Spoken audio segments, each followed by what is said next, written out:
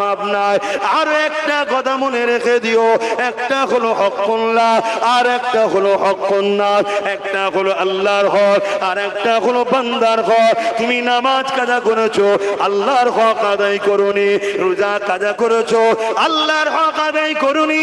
কার কিনেছো, আল্লাহর সঙ্গে তুমি কাছে অন্যায় করেছো, আল্লাহর হক আদায় করোনি।